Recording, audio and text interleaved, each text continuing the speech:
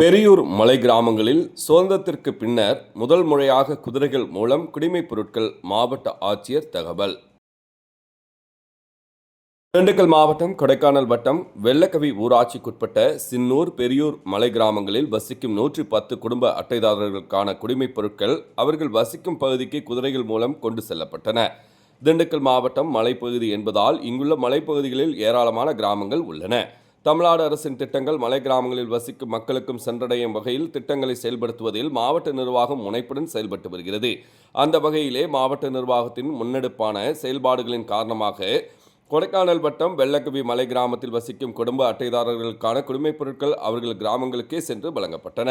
அதன் தொடர்ச்சியாக வெள்ளக்கவி ஊராட்சிக்குட்பட்ட சின்னூர் மற்றும் பெரியூர் மலை கிராமங்களில் வசிக்கும் குடும்ப அட்டைதாரர்களுக்கான குடிமைப் பொருட்கள் அவர்கள் கிராமங்களுக்கே சென்று வழங்கும் வகையில் குதிரைகளில் கொண்டு செல்லப்பட்டன.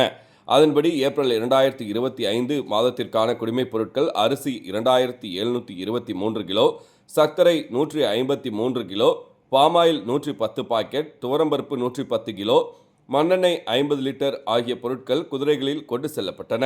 இன்னும் 2 நாட்களில் அந்த மலைப்பகுதி கிராமங்களில் வசிக்கும் குடும்ப அட்டைதாரர்களுக்கு குடிமைப் பொருட்கள் வழங்கப்பட உள்ளது என வியாழக்கிழமை இரவு 10 மணி அளவில் செய்தி மக்கள் தொடர்பு அலுவலகம் மூலம் வெளியிடப்பட்ட செய்திக்குறிப்பில் மாவட்ட ஆட்சித்தலைவர் சரவணன் தெரிவித்துள்ளார்.